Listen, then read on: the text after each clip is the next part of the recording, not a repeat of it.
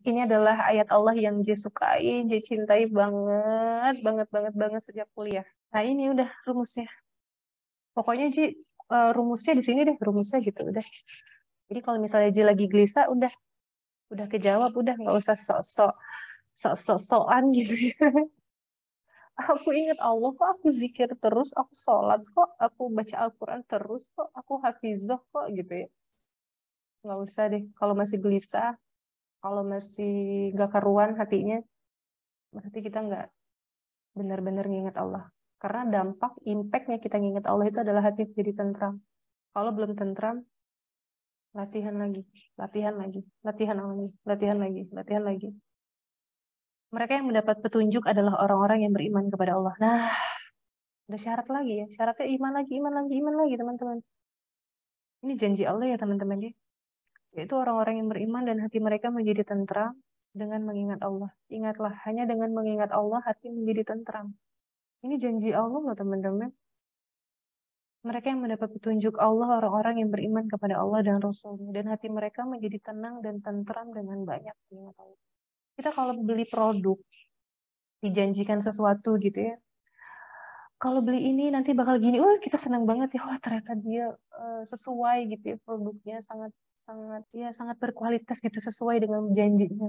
Kita kayak gitu aja udah seneng kan. Apalagi ini janji Allah teman-teman. Ya kita manusia biasa, nggak ada hati yang selalu tenang teman-teman. Tapi ada prosesnya. Kita bisa berproses untuk menenangkan hati gitu. Jadi alarm aja sih buat J. Kalau J udah pengen marah gitu ya, lepas dulu istighfar gitu. Pokoknya kalau lagi gelisah tuh udah deh, aku lagi jauh nih dari Allah gitu. Yuk balik lagi, ngerasa capek gitu, mungkin lagi kufur nikmat, balik lagi ke Allah biar tenang, biar tenang, biar tenang, biar tenang. Ketika anak meninggal, ya Allah, terima kasih anakku sudah duluan ke surga, bagaimana denganku? Ini nyambung banget nih dengan short class yang J ikutin kemarin di PPA, menemukan rasa sebagai orang tua.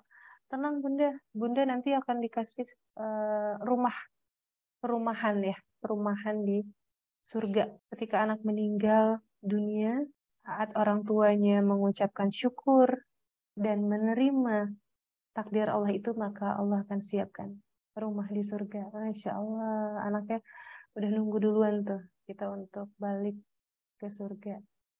Ya Allah Bunda, duh, jadi nggak karuan banget sih. Itu luar biasa banget sih, ya Allah Bunda, Bunda udah dipilihin sama Allah ya. Alhamdulillah teman-teman, on schedule banget ya. Jadi pengen selesai di 8.46. Aduh, hati rasanya ikut Ah, terbawa Kak J, ya itu Allah. singkat Tapi banget Bunda. Jeng, benar, apa sih?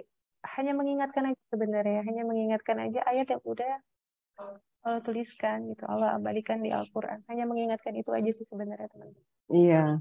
Iya teman-teman Kak J ini menggiring kita untuk meluruskan jalan kita ketika kita diuji sama Allah dan kita terpuruk dan kita menjadi orang yang melupakan seperti pengalaman Kak J yang luar biasa yang pada malam hari ini di sharing. Kak J mengingatkan jalan yang lurus itu ini beberapa ayat yang disampaikan luar biasa ya. Jadi kita mungkin sudah belok ke kanan, belok ke kiri, tapi kok sulit untuk kembali. Nah, dengan sharingnya Kak J ini mudah-mudahan semakin meluruskan jalan dan memagarinya dengan pagar-pagar yang lebih kuat lagi. Itu ya Kak J ya. Ini Iya teman-teman. sebetulnya ada pertanyaan Pak, menarik ini Kak J, silakan, silakan. silahkan. Ini yang menarik nih ya Kak Jusnia. Kadang kita percaya bahwa Allah itu selalu ngasih kemudahan ketika ada kesulitan. Kita percaya bahwa setiap masalah itu ada jalan keluar dari Allah. Cukup sama Allah saja kita mengadu, tapi rasanya nggak klop kalau kita tidak bercerita dan mendapat support dari orang-orang seperti mengikuti webinar kayak gini. Gimana Kak J dan Bunda Erli? Silakan Kak J, gimana tuh sharingnya Kak J? Teman-teman, fitrah kita kan kasih sayang. Kita fitrah kita adalah salah satu fitrah kita adalah berkasih sayang. Kita kalau ngelihat kucing tuh kayaknya dia di jalan tuh kelaparan, ada rasa gitu ya, kasih sayang. Apalagi kita yang sedang merasakan kesulitan. Kita kan perlu mengalirkan teman-teman. Kita perlu mengalirkan apa yang kita rasakan. Nggak apa-apa kalau misalnya tempatnya pas, itu dialirkan aja teman-teman untuk bercerita. Karena kan dengan bercerita, berbagi akan banyak hikmah yang bisa teman-teman lain dapatkan, yang mendengar, yang membaca gitu kan. Bahkan mudah-mudahan itu bisa jadi amal soleh buat kita. Kadang orang lain nggak perlu ngerasain sakitnya kita, tapi orang lain tetap bisa dapat hikmah yang kita rasain. Itu nggak apa-apa sayangku. Mbak Jusnia mau cerita apa? Saya boleh nambahkan sedikit ya Kak Boleh, Jia. silakan. Heeh. Jadi itulah sifat dasar manusia. Secara psikologis, kalau kita ingin mendapatkan beban yang berat, kita ingin mengeluarkan beban itu dengan energi yang seberat beban itu. Ini hukum fisika ya sebetulnya ya. Ketika ada beban, maka ada dorongan dari dalam. Nah, dorongan dari dalam yang pengen dikeluarkan itu macam-macam. Ada yang positif, ada yang negatif. Orang yang sudah tenang, berjiwa damai, itu bisa mengeluarkan dengan tenang. Bahkan dia hanya mengikuti ayat yang dibilang Allah bahwa ada aku di sini, maka dengan mengingat aku, kamu akan tenang. Itu mudah.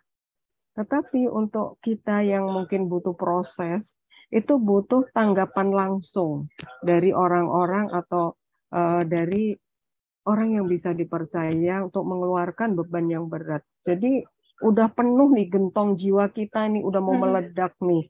Ini kemana nih mau dikeluarkan? Udah mengingat ayat Allah, karena Allah itu maha gaib ya, tidak langsung misalnya, ya Allah aku pengen permen dong, terus tiba-tiba jatuh permen, pengen uang, tiba-tiba jatuh uang, kan enggak. Ya Allah aku curhat, tiba-tiba ada mendengar bunyi Allah menjawab, itu kan mungkin serem teman-teman, loh kok ada suara gitu. Nah, maka dari itu kita diperbolehkan untuk mengeluarkan beban tadi, menyampaikan kepada orang lain yang dipercaya, yang amanah, yang bisa menjaga apa unek-unek yang kita sampaikan. Syukur-syukur bisa memberikan solusi. Itu sebetulnya teman-teman hanya satu tools, hanya satu cara bagaimana kita melatih diri kita. Ketika kita sudah berat, kita keluarkan. Keluarkan kemana ya? Kalau diri sendiri mengeluarkan, udah curhat sama Allah kok nggak ada kata-kata tanggapan yang menguatkan, yang membuat diri kita semangat, kok nggak dengar gitu.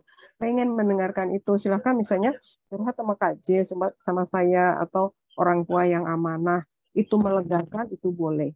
Nah, satu kali, dua kali, tiga kali, teman-teman sudah merasakan itu, coba periksa, apakah setelah curhat itu, teman-teman mendapatkan solusi yang lebih baik, atau tetap sama aja masalah, ya tanggung jawab aku, tetap aku yang harus menyelesaikan. Kalau sudah pada titik ini, kita jadi berpikir, ternyata nggak ada gunanya ya curhat sama orang lain. Jadi curhat sama Allah itu aku justru menjadi lebih tenang. Karena curhat dengan orang lain, toh ujung-ujungnya aku juga kembali minta tolong kepada Allah. Nah itu. Jadi yang saya alami juga, curhat ke sana kemari, setelah itu tidak ada gunanya, akhirnya kita bisa mendidik diri kita seperti yang sudah Kak J lakukan, itu sudah dididik oleh diri sendiri bersama Allah. Dan ketika kita sering membersamai bersama Allah, ternyata diberikan kemudahan. Nggak perlu lagi curhat kepada siapa-siapa. Cukup Allah dan itu terbukti.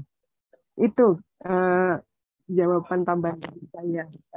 Insya Allah. Jadi Semoga kita butuh apa ya? Butuh dukungan gitu ya. Manusiawi sih teman-teman. Manusiawi, kita kan manusia sosial gitu ya. Jadi ya kayak kita untuk memahami isi Al-Quran kan kita juga butuh bantuan orang lain gitu. Untuk bikin kita paham apa maksudnya. Ini ada pertanyaan, Kak, kalau kita tulis ngerasa kesal, sakit hati yang ada bagaimana, Kak? Nulis aja. Jadi, pernah kok, masa aja Luvina nggak pernah kesel? Ya pernah lah, namanya juga manusia gitu ya. J pernah kesel, J pernah marah gitu ya.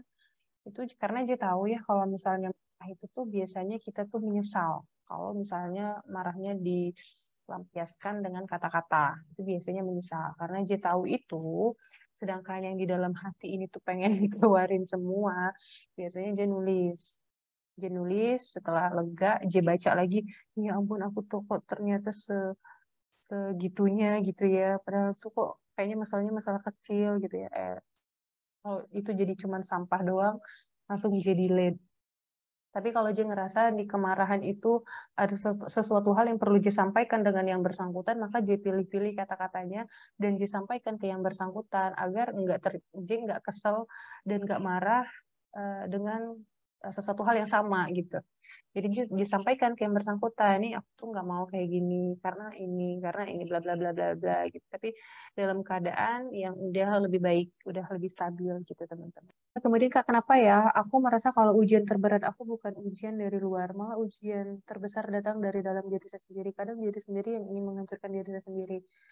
Oh, itu artinya kamu nggak kenal gitu sama diri kamu sendiri ya, karena tak kenal maka tak sayang. Kalau udah saling kenal, insya Allah saling sayang gitu ya. Nah, teman-teman ini nyambung banget nih sama proses inner journey. Agenda kita hari Sabtu. Kita bakal inner journey. Inner journey itu adalah proses menyelami diri kita ke yang lebih dalam lagi. Sehingga kita bisa lebih cinta sama diri kita sendiri. Kita lebih sadar banget dengan apa yang kita lakukan. Kita jadi lebih mudah untuk menciptakan kebahagiaan kita sendiri. Jadi kebahagiaan kita itu tidak diletakkan ke orang lain. Aku akan bahagia bila gitu ya, enggak. Kita benar-benar udah bisa menciptakan kebahagiaan kita sendiri. Teman-teman, maaf banget ya. Malam ini tuh enggak terlalu banyak yang bisa aja sampein ya. Mudah-mudahan bisa ada manfaatnya. Teman-teman, please kalau ada manfaatnya, tolong dibagikan ke yang lain. Karena kita nggak tahu, mungkin orang sekitar kita tuh juga ngerasain hal yang menyakitkan atau bahkan hampir hancur gitu, tapi dia ya nggak kelihatan gitu di media sosial ya. Yang teman-teman lihat di media sosial itu ya mereka udah filter gitu untuk uploadnya ya. Kita nggak tahu dalamnya seperti apa. Tolong dibagikan. Kalau mau misalnya mau mention, bisa mention Gieluvina, bisa juga Instagramnya Bunda Erlik. Terus teman-teman pengen banget dia bisa nemenin teman-teman selama 37 hari di program, spesial program banget ya. Nama programnya itu Self Bonding with Writing. Self bonding itu adalah proses kita lekat dengan diri kita sendiri. Kita lekat dengan diri kita sendiri sehingga kita beneran tahu apa yang saya sukai, saya mesti gimana gitu. Jadi kita aja ya kalau misalnya bonding kita kuat sama anak, itu rasanya enak banget ya. Apalagi kita bonding sama diri kita sendiri yang artinya kita bersama diri kita tuh 24 jam. Kita sibuk memperbaiki hubungan dengan orang lain, tapi kita sampai lupa memperbaiki hubungan dengan diri kita sendiri yang dimana kita 24 jam banget gitu bareng diri kita sendiri gitu.